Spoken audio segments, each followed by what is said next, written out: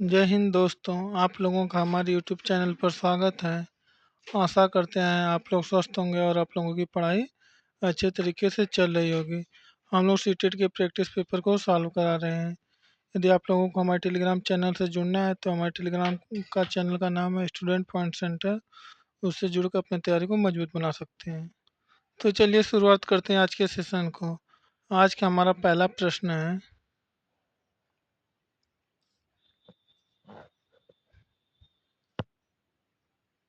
बालक के विकारों में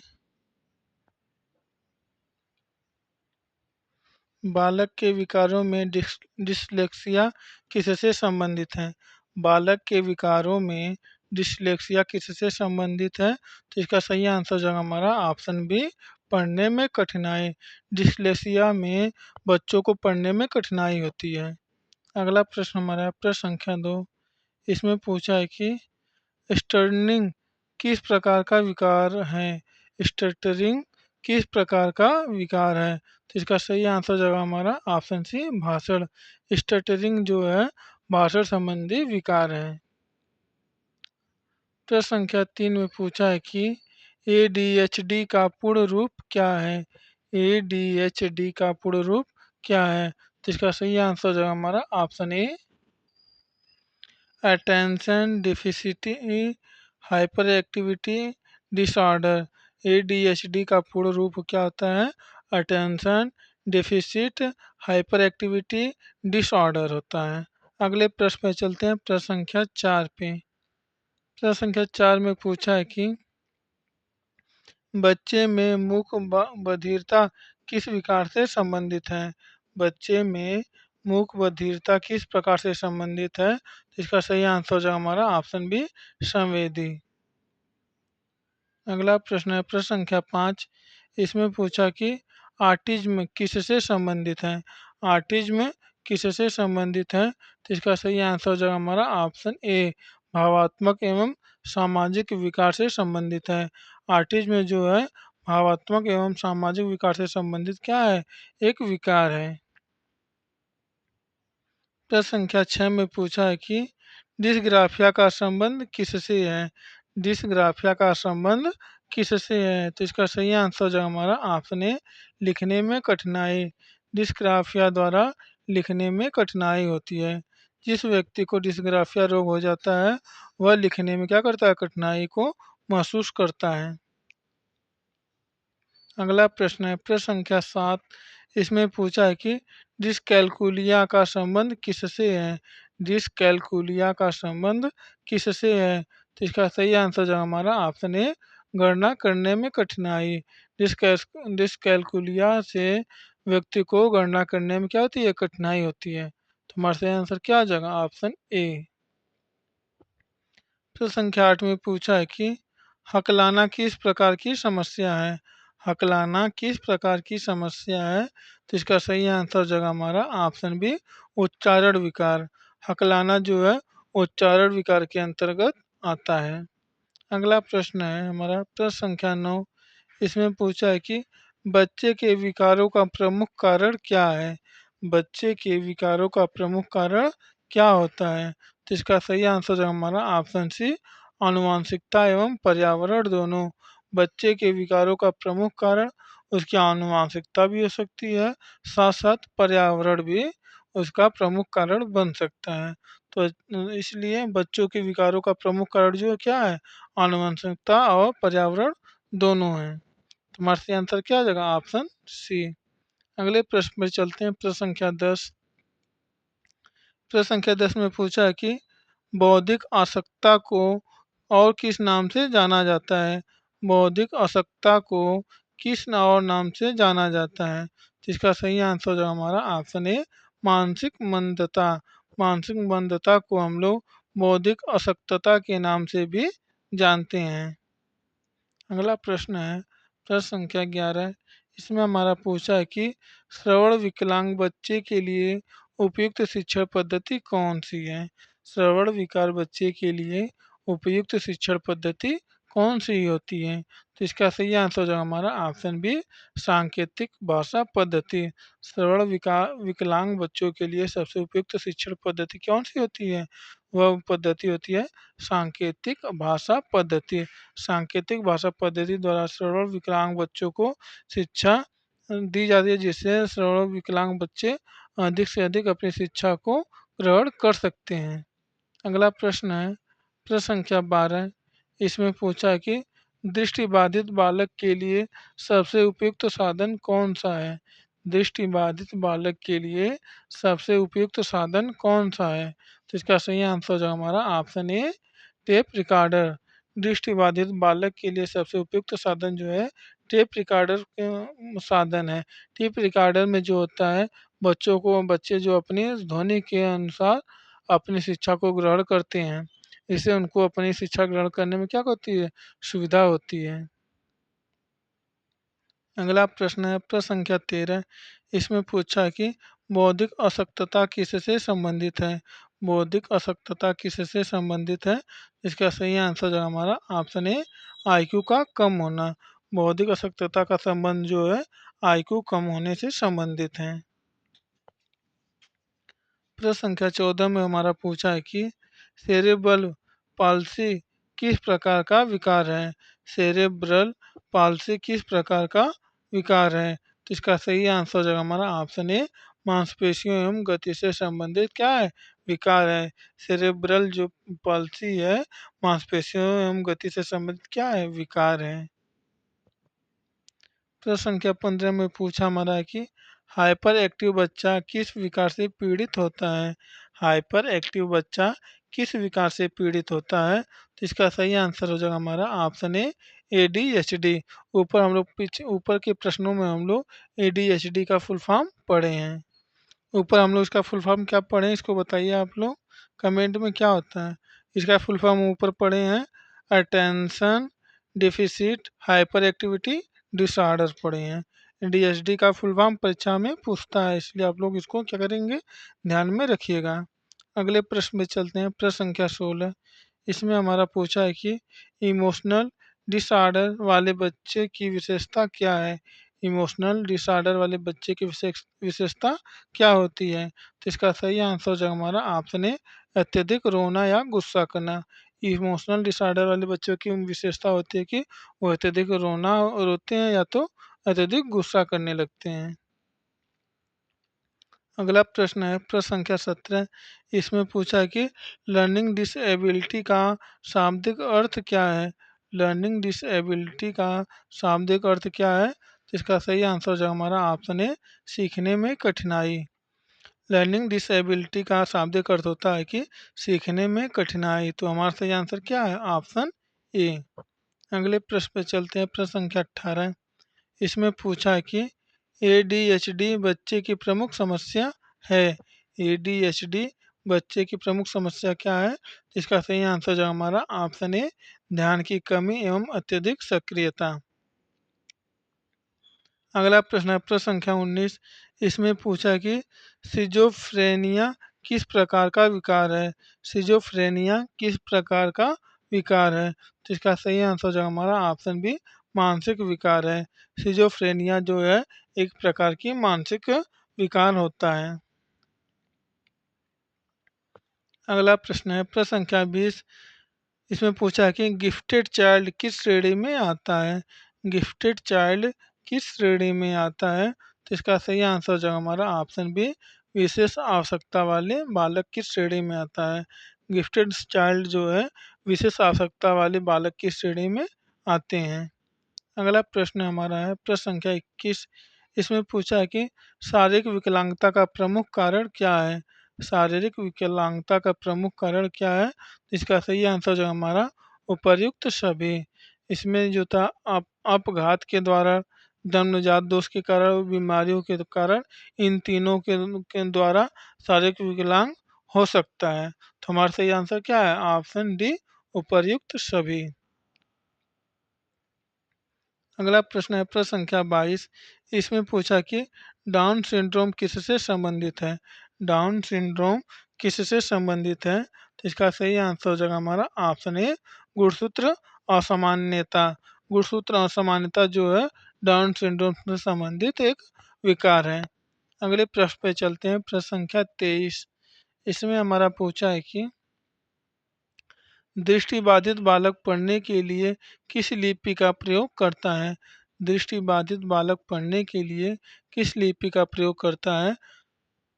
तो इसका सही आंसर जो हमारा ऑप्शन सी ब्रेल लिपि का। दृष्टिबाधित जो बालक होता है अपने अध्ययन में ब्रेल लिपि का उपयोग करता है। तो हमारा सही आंसर क्या है? Option C. अगले प्रश्न पे चलते हैं, प्रश्न संख्या 24। इसमें हमारा पूछा है कि स्लो लर्नर किसे कहा जाता है? स्लो लर्नर किसे कहा जाता है? तो इसका सही आंसर जो हमारा ऑप्शन बी औसत से धीमी गति से सीखने वाले व्यक्ति को हम लोग क्या कहते हैं? स्लो लर्नर के नाम से जानते हैं। अगला प्रश्न है प्रश्न संख्या 25। इसमें हमारा पूछा कि मूक बधिरता वाले बच्चों को किससे सहायता मिलती है? मूक बधिरता वाले बच्चों को किससे सहायता मिलती है? तो इसका सही आंसर जो हमारा ऑप्शन ए श्रवण यंत्र से। मूक बधिरता वाले बच्चों को श्रवण यंत्र के द्वारा उनको शिक्षा ग्रहण करने में सहायता मिलती है। अगला प्रश्न हमारा प्रश्न संख्या 26। इसमें पूछा है कि स्पीच डिसऑर्डर वाले बच्चों को कौन सी सहायता सबसे अधिक उपयुक्त है? स्पीच डिसऑर्डर वाले बच्चों को कौन सी सहायता सबसे अधिक उपयुक्त है? तो इसका सही आंसर जो हमारा option a speech therapy. Speech therapy द्वारा स्पीच डिसऑर्डर को हम लोग दूर किया जा सकता है। अगला प्रश्न है प्रश्न संख्या 27। इसमें पूछा है कि एडीएचडी बच्चे के लिए उपयुक्त कक्षा प्रबंधन है। एडीएचडी बच्चे के लिए उपयुक्त कक्षा प्रबंधन है। तो इसका सही आंसर जो हमारा ऑप्शन बी छोटी छोटी गतिविधियां व ध्यान आकर्षित करने वाली विधियां। एडीएचडी बच्चे के लिए उपयुक्त कक्षा प्रबंधन जो है छोटी छोटी गतिविधियां करना व ध्यान आकर्षित करने वाली विधियों को अपनाना एडीएचडी बच्चे के लिए उपयुक्त क्या है? कक्षा प्रबंधन है। अगला प्रश्न हमारा है प्रश्न संख्या 28। इसमें पूछा कि आर्टिस्टिक बच्चा अक्सर क्या करता है? आर्टिस्टिक बच्चा अक्सर क्या करता है? तो इसका सही आंसर जो है हमारा ऑप्शन ए अकेले रहना पसंद करता है। आर्टिस्टिक बच्चा जो है अक्सर अकेले रहना पसंद करता है। तो हमारा सही आंसर क्या है? Option A. अगला प्रश्न हमारा है प्रश्न संख्या 29। इसमें पूछा है कि सीखने में कठिनाई वाले बच्चों के लिए सबसे उपयुक्त शिक्षा पद्धति क्या है? सीखने में कठिनाई वाले बच्चों के लिए सबसे उपयुक्त शिक्षा पद्धति क्या है? तो इसका सही आंसर जगह हमारा ऑप्शन है भिन्नीकृत शिक्षण विधि। भिन्नीकृत शिक्षण विधि द्वारा जो है सीखने में कठिनाई वाले बच्चों को अच्छी तरीके से शिक्षा को प्रदान किया जा सकता है। तो हमारा सही आंसर क्या है? ऑप्शन ए भिन्नीकृत शिक्षण विधि। अगला प्रश्न है प्रश्न संख्या 30। इसमें पूछा है कि विशेष बालक का अर्थ क्या है? विशेष बालक का अर्थ क्या होता है? तो इसका सही आंसर जो हमारा ऑप्शन सी विकलांग व प्रतिभाशाली दोनों। विशेष बालक के अंतर्गत जो है विकलांग बालक व प्रतिभाशाली बालक दोनों आते हैं। तो हमारा सही आंसर क्या है? Option C. अगले प्रश्न में चलते हैं प्रश्न संख्या 31। इसमें पूछा कि हकलाहट किस आयु में अधिक दिखाई देती है? हकलाहट जो है किस आयु में सबसे अधिक दिखाई देती है? तो इसका सही आंसर जो हमारा ऑप्शन बी बाल्यावस्था में। बाल्यावस्था में जो है हकलाहट जैसी समस्याएं अत्यधिक दिखाई देती हैं। तो हमारा सही आंसर क्या है? ऑप्शन बी बाल्यावस्था। अगला प्रश्न हमारा प्रश्न संख्या 32। इसमें पूछा कि टूटी फूटी भाषा बोलना किस विकार का लक्षण है? टूटी फूटी भाषा बोलना किस विकार का लक्षण है? तो इसका सही आंसर जो हमारा ऑप्शन बी स्टटरिंग। स्टटरिंग में जो है टूटी फूटी भाषा वो क्या कहता है? बोला जाता है। स्टटरिंग विकार में जो बच्चे हैं टूटी फूटी भाषा में अपना भाषा को बोलते हैं। तुम्हारा सही आंसर क्या जाएगा? Option B. अगले प्रश्न पे चलते हैं प्रश्न संख्या 33। इसमें पूछा कि बौद्धिक रूप से मेधावी बच्चा कक्षा में क्या करता है? बौद्धिक रूप से मेधावी बच्चा कक्षा में क्या करता है? इसका सही आंसर जो हमारा ऑप्शन ए जल्दी उब जाता है। बौद्धिक रूप से जो बच्चा होता है कक्षा में जल्दी उब जाता है। तो हमारा सही आंसर क्या हो जाएगा? Option A. अगला प्रश्न है प्रश्न संख्या 34। इसमें पूछा कि विशेष आवश्यकता वाले बच्चों की शिक्षा को क्या कहा जाता है? विशेष आवश्यकता वाले बच्चों की शिक्षा को हम लोग क्या कहा करते हैं? तो इसका सही आंसर जो है हमारा ऑप्शन है समावेशी शिक्षा। विशेष आवश्यकता वाले बच्चों की शिक्षा जो है समावेशी शिक्षा कहलाती है। अगला प्रश्न हमारा प्रश्न संख्या 35। इसमें पूछा है कि हाइपर एक्टिव बच्चा प्रायः क्या करता है? हाइपर एक्टिव बच्चा प्रायः क्या करता है? तो इसका सही आंसर जो हमारा ऑप्शन ए बार बार अपनी जगह बदलता है। हाइपर एक्टिव बच्चा जो है बार बार अपनी जगह को बदलता रहता है। तो हमारा सही आंसर क्या हो जाएगा? Option A. अगला प्रश्न है प्रश्न संख्या 36। इसमें पूछा कि अंधत्व किसे कहा जाता है? अंधत्व किसे कहा जाता है? तो इसका सही आंसर जो हमारा ऑप्शन बी पूर्ण दृष्टि हानि वाले बच्चों को अंधत्व के नाम से जानते हैं। अगला प्रश्न हमारा प्रश्न संख्या 37। इसमें पूछा कि बौद्धिक मंदता में बच्चे का आईक्यू सामान्यतः किसके नीचे होता है? बौद्धिक मंदता में बच्चे का आईक्यू सामान्यतः किसके नीचे होता है? तो इसका सही आंसर जो है हमारा ऑप्शन बी 70 से नीचे होता है। और बौद्धिक मंदता वाले बच्चों का आईक्यू जो होता है 70 से नीचे होता है। तो हमारा सही आंसर क्या हो जाएगा? Option B. अगला प्रश्न हमारा प्रश्न संख्या 38। इसमें पूछा कि डिसलेक्सिया वाले बच्चों को सबसे अधिक कठिनाई किस विषय में होती है?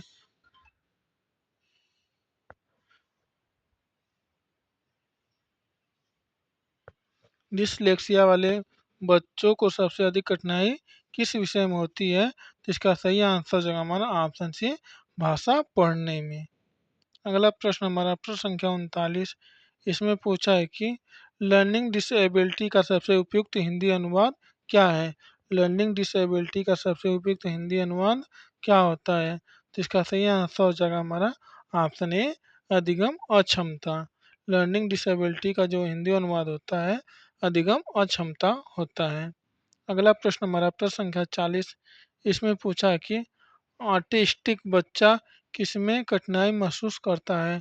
ऑटिस्टिक बच्चा जो है किसमें कठिनाई महसूस करता है? तो इसका सही आंसर हो जाएगा हमारा ऑप्शन ए सामाजिक संपर्क में।